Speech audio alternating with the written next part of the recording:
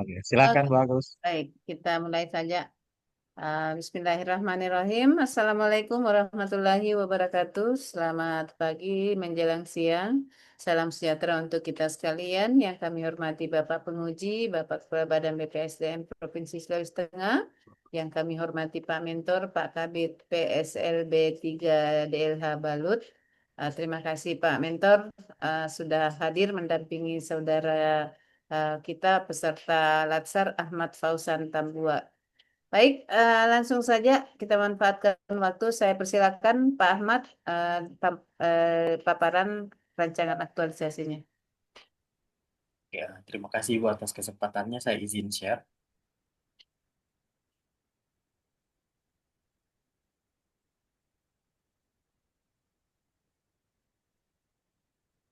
Sebelumnya saya mau memastikan apakah sudah terlihat PPT saya. Dah, aman, aman. Aman.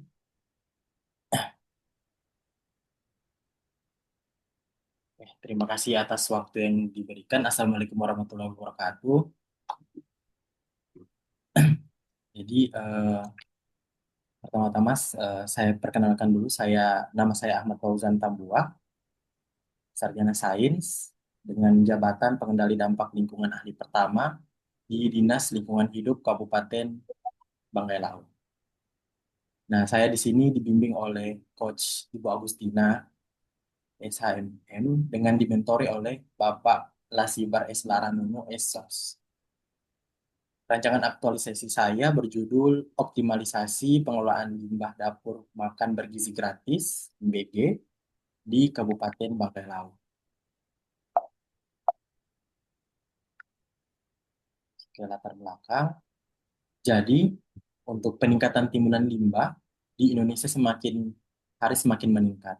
Menurut data SIPSN tahun 2025, mencatat bahwa sekitar 21.658.606,99 ton limbah per tahun yang dihasilkan, dengan 56,41% limbah rumah tangga. Hal ini menunjukkan bahwa limbah rumah tangga ini merupakan sebagian besar dari peningkatan timbunan limbah yang dihasilkan. Nah, hal ini juga diperparah dengan limbah yang terkelola itu hanya sekitar 35% saja. Dengan limbah yang masuk ke tempat pemrosesan akhir sampah itu hanya sekitar 36%. Di sini catatan TPA yang dimaksud adalah TPA berjenis kontrol landfill dan sanitary landfill. Nah, kebanyakan di Indonesia itu menggunakan TPA open dumping. Apa itu TPA open dumping? TPA open dumping itu pembuangan di lahan yang terbuka. Nah, hal ini juga meningkatkan terjadinya pencemaran lingkungan. Nah, salah satunya di Banggai Laut. Nah, di Banggai Laut ini TPA-nya hanya berjenis TPA open dumping. Nah, seperti itu sehingga peningkatan timbunan limbah yang ada di Banggai Laut sepanjang tahun semakin meningkat. Nah, program makan bergizi gratis ini ada di Banggai Laut sekitar sudah setahun. Nah, di mana kita ketahui sendiri bahwa program makan bergizi gratis ini atau dapur MBG itu kegiatan memasak. Nah, kegiatan memasak sehingga sampah yang mereka hasilkan atau limbah yang mereka hasilkan itu merupakan limbah rumah tangga. Nah, tercatat bahwa memang limbah rumah tangga ini merupakan sebagian besar timbulan sampah yang ada di Indonesia. Nah, sebenarnya memang sudah ada regulasinya dari Kepmen LH garing BPLH nomor 2670 tahun 2025 terkait baku mutu dan standar teknologi pengelolaan air limbah domestik serta pengelolaan sampah dari usaha atau kegiatan SPPG. Sehingga memang pengelolaan sampah yang ada pada dapur-dapur MBG itu sangat krusial untuk harus dilaksanakan. Kenapa? Karena peningkatan timbunan sampah atau peningkatan timbunan limbah yang dihasilkan per hari saja sudah sangat banyak. Tercatat bahwa di seluruh MBG di Kabupaten Banggai Laut itu sekitar 10.000 ton per hari yang bisa per bulan yang bisa dihasilkan. Sehingga memang betul-betul krusial dalam titik-titik timbulan limbah ini. Nah, saya sebagai ASN itu memiliki tugas dan fungsi. Nah, Di sini ada pada Undang-Undang Nomor 20 Tahun 2023 tentang pada pasal 10 tentang peran ASN sebagai pelaksana kebijakan publik. Dan juga saya juga sebagai ASN dengan jabatan pengendali dampak lingkungan, itu tentunya tugas saya adalah menjaga dan mengendalikan lingkungan agar tetap lestari dan menjamin hak setiap warga negara untuk mendapatkan kualitas lingkungan hidup yang sehat. Nah, di mana memang saya sangat berperan dalam meningkatkan kualitas lingkungan di area-area sekitar dapur. Tentunya hal ini berdampak pada pengelolaan lingkungan atau pengelolaan sampah di bangkai laut. Sehingga dari masalah-masalah tadi, saya menghasilkan atau saya menganalisis beberapa isu yang bisa masuk ke dalam aktualisasi saya. Yang pertama ialah belum optimalnya pengelolaan limbah dapur MBG di Kabupaten Bangkai Laut. Yang kedua adalah meningkatnya limbah B3 di Pasienkes se-Kabupaten Bangkai Laut. Yang tadi yang kedua. Yang ketiga ialah belum tersedianya pembayaran sampah secara non-tunai. Nah, isu ini saya angkat dengan menggunakan metode analisis APKL dengan mendapatkan yang paling tinggi nilainya ialah atau isu prioritas yang saya angkat ialah belum optimalnya pengelolaan limbah dapur MBG di Kabupaten Banggai Laut. Hal ini disebabkan dengan beberapa masalah utama. Yang pertama ialah kurangnya pemahaman petugas dapur terhadap pemilihan sampah yang sesuai dengan jenisnya. Kita ketahui sendiri bahwa pengelolaan sampah yang paling baik dan benar ialah sampah itu harus dikelola atau ya dikelola dari awal. Jadi dari awal sumber sampah itu harus dipilah-pilah terlebih dahulu. Gunanya apa? Gunanya untuk menurunkan timbulan sampah yang ada. Yang kedua adalah tidak adanya pendataan sampah terpilah. Nah, kenapa tidak adanya pendataan sampah terpilah ini sangat penting? Karena dalam memberikan pelayanan itu kita juga harus tahu berapa sih sampah-sampah atau limbah yang mereka hasilkan supaya dinas atau dari pemerintah tahu juga berapa upaya atau berapa ritasi yang kita perlukan misalnya dari transportasi pengangkutan atau misalnya dari biaya pelayanan operasional dan sebagainya. Yang ketiga adalah kurangnya tempat sampah terpilah. Nah, kita tidak bisa pungkiri juga bahwa kurangnya tempat sampah terpilah juga ini menjadi penyebab masalahnya. Kenapa? Karena memang tidak ada wadah-wadah untuk menampung dari tiap-tiap sampah yang sudah terpilah. Nah, kendalanya yang biasa dihadapi ialah eh, di, eh, biaya yang mahal terhadap tempat-tempat sampah. Untuk itu. Kemudian yang terakhir adalah lemahnya hukum dan ketiadaan sanksi terhadap pengelolaan sampah. Jadi memang lemahnya hukum ini menjadi juga masalah karena dari sini tidak adanya rasa kepedulian terhadap sampah-sampah yang mereka hasilkan. Untuk itu, dari masalah tersebut, saya mengungkapkan beberapa ide gagasan saya. Yang pertama ialah tentang sosialisasi untuk mengatasi kurangnya pemahaman pemilahan sampah terpilah. Jadi, sosialisasi ini sangat penting untuk memahami petugas dapur untuk melakukan pemilahan sampah. Yang kedua adalah pendataan digital. Jadi, pendataan digital ini memang tidak bisa dipungkiri bahwa semakin semakin berkembangnya zaman, digitalisasi sangat penting. Jadi tidak perlu lagi manual-manual lagi. Nah, pendataan digital juga ini meningkatkan kecepatan atau meningkatkan birokrasi yang terlalu berbelit-belit. Begitu. Yang ketiga ialah penggunaan wadah bekas. Jadi kurangnya wadah sampah tadi bisa kita siasati dengan mencari wadah-wadah bekas yang sudah tidak terpakai untuk menjadikan dia sebagai tempat sampah. Yang keempat atau yang terakhir tentang pengawasan. Tentunya ini akibat lemahnya hukum dan rasa kesadaran yang kurang, maka pengawasan yang secara berkala itu sangat penting untuk dilakukan. Nah, dari ide gagasan tadi, saya mengambil judul saya yaitu optimalisasi pengelolaan limbah dapur MBG di Kabupaten Bangkai Laut. Tentunya hal ini bertujuan dan bermanfaat. Yang pertama adalah tujuannya untuk meningkatkan efektivitas pengelolaan sampah. Yang kedua adalah mewujudkan digitalisasi sampah, digitalisasi data. Yang ketiga yaitu meningkatkan disiplin dan kesadaran staf tentang pemilahan sampah tentunya. Yang keempat, menjamin standar higienitas. Nah, ujung-ujungnya memang tujuannya kita untuk mengelola sampah yaitu untuk menjaga standar higienitas di dapur-dapur MBG. Kita tidak mau ada hal-hal yang di luar di luar keinginan kita, misalnya keracunan makanan dan lain sebagainya. Tentunya higienitas ini sangat penting untuk diperhatikan. Kemudian manfaat yang bisa kita dapatkan dari aktualisasi saya, tentunya yang pertama tentang pencapaian misi daerah, yang kedua data yang akuntabel yang bisa dipercaya, yang bisa saya pertanggungjawabkan. Kemudian yang ketiga adalah ialah lingkungan kerja yang sehat. Tentunya dengan lingkungan kerja yang sehat, maka proses kegiatan di dapur juga semakin meningkat. Kemudian yang terakhir yaitu perlindungan ekosistem. Tentunya dengan menjaga lingkungan, dengan mengelola sampah, itu kita bisa menjaga lingkungan ekosistem kita di bangkai laut. Oke.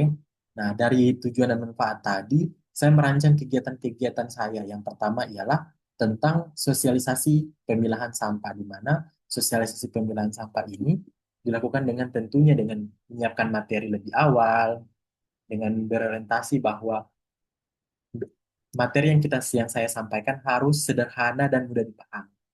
Ini berorientasi pada pelayanan publik. Tentunya saat pemaparan, itu saya harus melihat semua latar belakang dari petugas-petugas dapur. Tentunya di mana dalam penyampaiannya harus secara harmonis atau secara eh, bisa memahami lebih lebih sederhana agar mereka lebih memahami apa isi dari materi pemilahan sampah saya. Kemudian yang kedua ialah digitalisasi pendataan sampah. Tentunya dengan merancang formulir digitalisasi ini tentunya harus didasarkan terhadap pengetahuan yang lebih. Jadi saya dari merancang digitalisasi ini, saya bisa dapat memahami lagi atau meningkatkan kompetensi saya terhadap di digitalisasi ini. Tentunya dengan formulir ini kita harus buatnya lebih sederhana agar lebih dipahami petugas-petugas dapur dalam melakukan pendataan seperti ini. Yang ketiga ialah penggunaan wadah bekas berbasis kode warna. Nah, berbasis kode warna ini merupakan kegiatan yang berinovasi. Kenapa? Karena dengan berbasis kode warna, petugas tidak lagi bingung. Oh, warna ini, misalnya warna kuning untuk sampah-sampah anorganik, warna hijau untuk sampah organik. Jadi saat mereka membuang sampah atau melakukan pemilahan, mereka tidak lagi melihat tulisannya, tapi mereka sudah langsung melihat warnanya. Hal ini berorientasi pada pelayanan secara adaptif. Kita harus bagaimana kita beradaptasi terhadap petugas-petugas dapur yang memang kita tahu sendiri bahwa pendidikan mereka mungkin hanya standar SMA saja. Jadi tentunya hal ini juga berorientasi terhadap pelayanan. Kemudian yang terakhir ialah pengawasan secara berkala. Nah, pengawasan secara berkala ini dilakukan dengan menyusun rancangan-rancangan atau pengawasan-pengawasan, list-list pengawasan secara digital. Jadi kita tidak usah lagi membawa kertas-kertas secara manual, jadi kita sudah menggunakan istilahnya Google Form.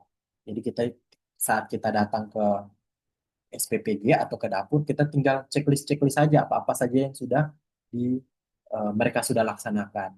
Nah, dan juga kalau misalnya ada kendala yang mereka hadapi saat pengolahan sampah, mereka bisa utarakan. Jadi bisa kita juga catat dan secara digital. Nah, kenapa secara digital juga? Karena supaya tidak hilang begitu. Biasanya kalau kita bawa kertas, biasanya sudah jatuh di mana atau hilang.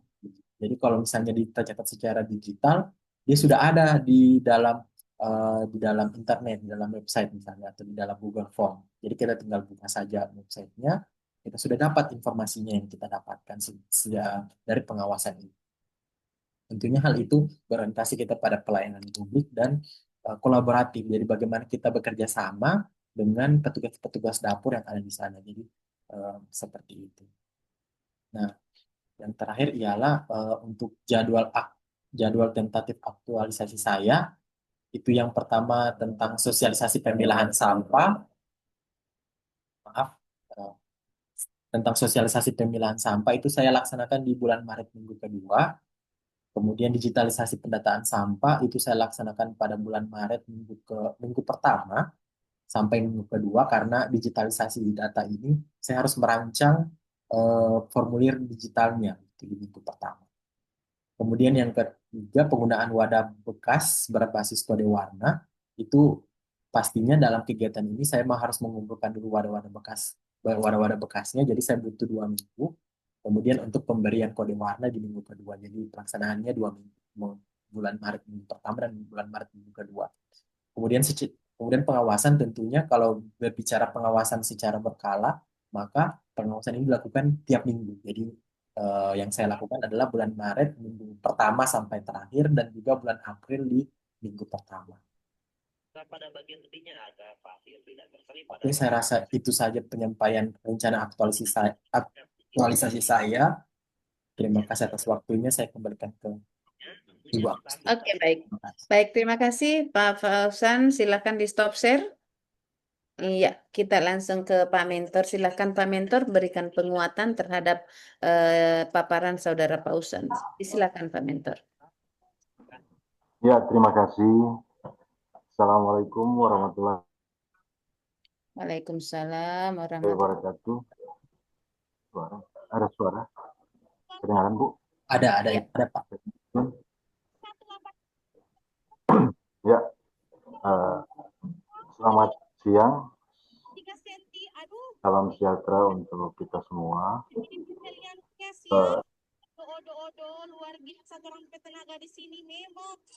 Saya menguatkan tadi terkait judul opsi pengelolaan limbah dan dia di Kabupaten Bangladesh. Yang saya hormati panitia pelatihan dasar CPNS para peserta tiga angkatan 31 yang saya banggakan. Sebagai mentor, saya menyampaikan apresiasi atas rancangan aktualisasi yang diangkat oleh peserta dengan judul optimalisasi pengelolaan limbah MBG. Tema ini tentunya dengan tantangan aktual di daerah, khususnya terkait pengelolaan limbah organik yang dihasilkan dengan aktivitas dapur program MPG. Permasalahan limbah dapur bukan sekedar isu kebersihan, tetapi juga berkaitan erat dengan kesehatan lingkungan, efisiensi pengelolaan sampah, serta kesadaran masyarakat terhadap pengelolaan limbah berkelanjutan. Bapak Ibu yang saya hormati, rancangan aktualisasi ini telah mencerminkan penerapan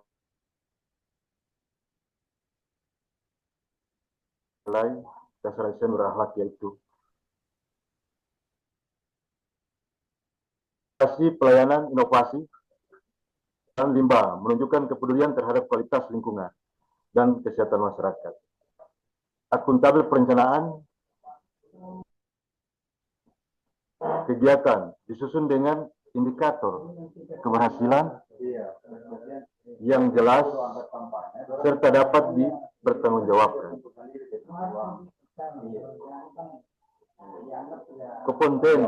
Komponen peserta menunjukkan kemampuan analisis masalah dan solusi berbasis praktek terbaik pengelolaan limbah. Harmonis pelaksanaan. Kami ulangi, harmonis pelaksanaan program melibatkan kerjasama lintas pihak seperti pegawai, pengelola dapur, dan masyarakat. Loyal, kegiatan mendukung program pemerintah daerah dan kebijakan nasional di bidang lingkungan hidup. Adaptif, inovasi yang menunjukkan kemampuan sarana prasarana yang tersedia.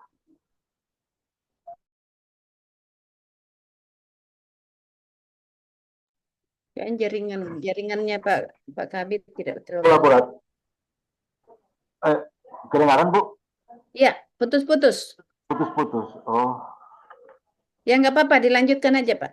iya. Hanya penguatan saja. Iya. Kolaboratif. Rancangan penekanan sinergi antar unit kerja untuk memastikan keberlanjutan program.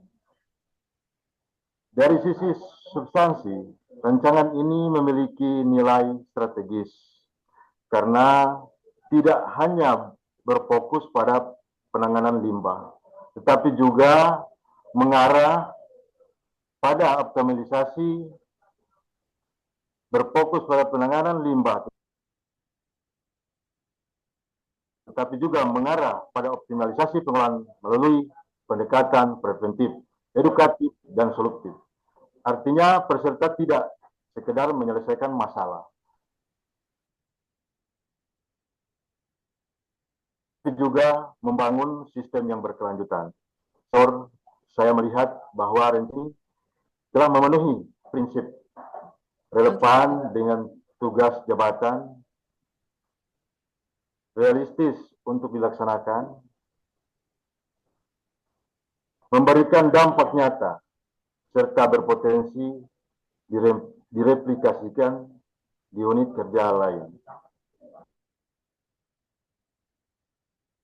Harapan saya, peserta dapat melaksanakan aktualisasi ini secara konsisten, melakukan monitoring, serta mendokumentasikan setiap tahapan sebagai bukti implementasi nilai dasar ASN dalam praktik kerja nyata. Demikian penjelasan dan dukungan saya sebagai mentor. Semoga rencana aktualisasi ini dapat terlaksana dengan baik dan memberi manfaat bagi organisasi masyarakat dan lingkungan. Wassalamualaikum warahmatullahi wabarakatuh. Waalaikumsalam warahmatullahi wabarakatuh. Baik, terima kasih Pak Mentor atas penguatannya dan kita langsung ke Bapak Penguji, disilahkan dengan hormat. Selamat. Baik, terima kasih. Assalamualaikum warahmatullahi wabarakatuh. Waalaikumsalam warahmatullahi Pagi, wabarakatuh. salam sejahtera bagi kita semua. Yang terhormat, coach kita pada pagi hari ini, Ibu Agustina, Ya, Pak Kabit. kemudian Pak Kabit, PSLB 3, Ya, siap, Pak. Siap. Dinas Lingkungan Hidup, Banggai Laut. Ya. Kemudian host Ahmad Junaidi, yang selalu setia terus sampai akhir. Dan yang saya banggakan, Ahmad Fauzan, CPNS, yang melaksanakan kegiatan Latsar. Kemudian pada saat ini melaksanakan rancangan aktualisasi. Untuk Saudara Ahmad, nah saya berharap Anda sudah masuk di CPNS, artinya sudah harus ikut aturan-aturan terkait dengan CPNS dan program dari Bapak Gubernur melalui Bapak Bupati melalui visi misi beliau, toh? Dari visi misi beliau, kemudian ada tujuan sasaran, kemudian nanti masuk ke dinas ada Renstra, rencana strategis dinas DLH Balut. Nah itu harus Saudara Ahmad baca. Pernah lihat Renstra, Ahmad? Pernah, Pak. Pernah baca? Pernah, Pak. Nah, itu. Artinya itu yang menjadi tujuan nanti organisasi DLH kalau kita bicara Renstra. Nah, dari situ ada program-program kegiatannya. Ada program kegiatannya, ada indikator, output, outcome-nya. Itu harus dibaca semua. Sehingga connect nanti dengan apa yang menjadi tujuan organisasi dan rancangan aktualisasi dan nanti akan diterapkan di aktualisasi nanti. Itu harus dipahami. Siap. Kemudian terkait dengan judul optimalisasi pengelolaan limbah dapur MBG di Kabupaten Banggai Laut. Artinya bahwa Ahmad Fauzan tidak bisa kerja sendiri, harus berkolaborasi toh, terkait dengan sampah. Nah, saya pernah apa namanya bertanya kepada seorang petani, peternak, ya, peternak. Saya bilang, Bapak punya sapi ini eh, berapa tahun Bapak pelihara baru untung? Dia bilang, saya tidak perlu daging sapinya. Hah? Saya tidak butuh daging sapinya, tapi saya butuh kotorannya, karena kotorannya lebih besar untungnya daripada dagingnya. Nah, begitu juga dengan eh, judul daripada Ahmad Fauzan, bahwa sampah MBG saya butuhkan. Tuh, saya butuhkan sampah MBG karena akan menghasilkan pupuk. Nah, artinya bahwa eh, Ahmad Fauzan harus berkolaborasi dengan Dinas Pertanian. Nah, bagaimana MBG ini, sampah MBG ini bukan menjadi masalah lingkungan, tetapi jadi potensi. Sehingga apa yang menjadi aktualisasi daripada Ahmad Fauzan akan menjadi loncatan, loncatan yang luar biasa. Jadi dari apa? Dari sampah eh, menghasilkan pupuk, tentu kolaborasi. Nah, tentu bagaimana kita mengedukasi masyarakat. Kalau DLH sendiri yang tangani kan tentu apa tidak profesional di bagaimana apa membuat bagaimana memanfaatkan limbah limbah MPG ini menjadi pupuk tentu bukan bidangnya. Nah, kolaborasi dengan Dinas Pertanian tentu dibutuhkan. Kemudian bagaimana mengedukasi masyarakat, mengedukasi masyarakat sehingga masyarakat bisa memanfaatkan sampah ini menjadi pupuk bagi eh, di lahan pertanian mereka. Tentu butuh sosialisasi, ya, Ya Pak, siap. apa namanya sosialisasi, kemudian bagaimana mengedukasi masyarakat. Nah, bagaimana mengedukasi masyarakat? Nah, sekarang Ahmad Fauzan ini hidup di masa milenial. Kalau kita orang Pak Kabit dengan Ibu Agustin ini hidup di masa kolonial. Jadi apa namanya? Apa ilmunya ketinggalan. Nah, jadi bagaimana nanti Fauzan, Ahmad Fauzan ini akan mengaplikasikan aktualisasinya untuk bagaimana digitalisasi sesuai dengan masanya. Tentu perlu eh, artinya secara bagaimana edukasi menggunakan digitalisasi. Nah, sosialisasi yang terus-menerus. Nah, sehingga bagaimana mensosialisasikan efektif, efisien, toh, sebagai bentuk aktualisasi, toh, murah, cepat masuk, cepat dipahami masyarakat. Nah, sekarang ini masyarakat tidak punya HP. Nah, petani semua punya HP. Jadi manfaatkan itu segala bentuk bagaimana percepatan, bagaimana loncatan untuk mereka memahami bagaimana memanfaatkan limbah-limbah, terutama limbah EBG ini untuk menjadi pupuk melalui digitalisasi.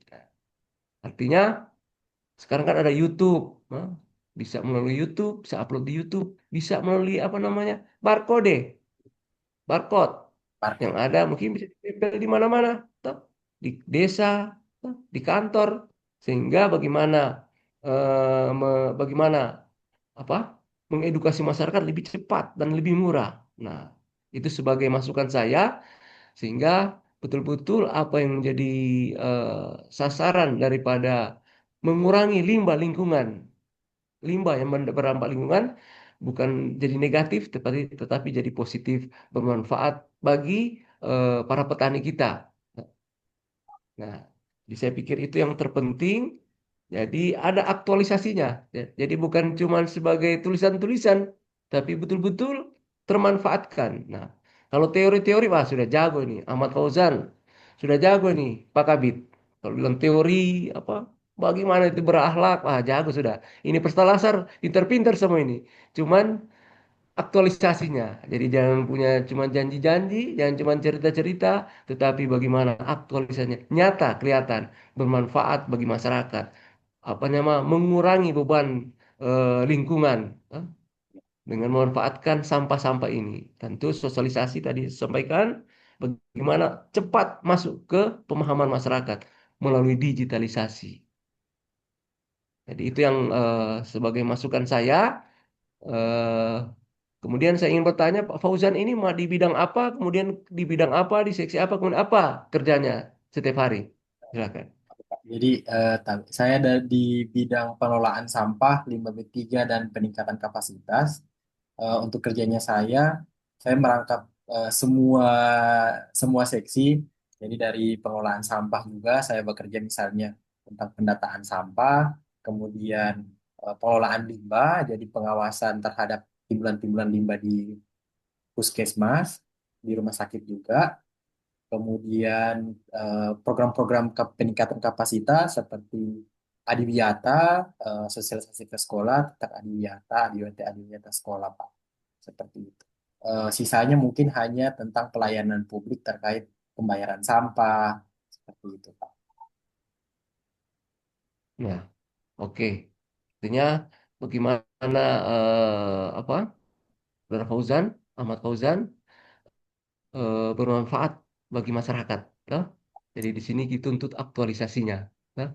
Sehingga betul-betul nilai-nilai berakhlak itu ter apanya terlaksana, bukan cuma teori-teori. Jadi jangan sampai nanti sudah jadi laporan-laporan cuma masuk lemari, ya. Betul-betul terus-menerus termanfaatkan. Nah, sehingga menjadi calon-calon pimpinan yang luar biasa nanti ke depan. Oke, Pak Ahmad Fauzan, terima kasih. Itu yang apa yang saya sampaikan, apa yang menjadi masukan saya. Semoga dapat bermanfaat bagi saudara, bagi masyarakat, dan bagi apa namanya dinas dan bangkai laut. Terima kasih. Assalamualaikum warahmatullahi wabarakatuh. Waalaikumsalam. Waalaikumsalam warahmatullahi Terima kasih, Pak. wabarakatuh.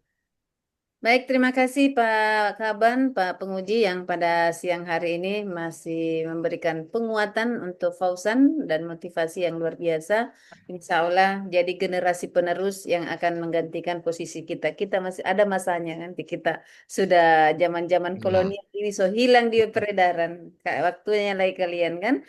Olehnya itu mudah-mudahan apa yang Anda dapatkan dalam proses pembelajaran Latsar ini menjadi acuan Anda dalam bertindak dalam menjalankan tugas dan fungsi. Insya Allah itu akan amanah. Baik, saya ucapkan terima kasih Pak Kaban, terima kasih Pak Mentor atas waktunya dan saya akhiri dengan ucapan wabillahi taufiq wal hidayah. Wassalamualaikum warahmatullahi wabarakatuh. Waalaikumsalam Perjalanan warahmatullahi Palu wabarakatuh. Makassar. Baik, makasih banyak Bu Agus sudah memandu. Terima kasih banyak Pak Kabar selaku penguji. Terima kasih banyak Pak Kabis selaku mentor dan selamat Pak Ahmad Fauzan sudah melewati proses. Silakan dihentikan.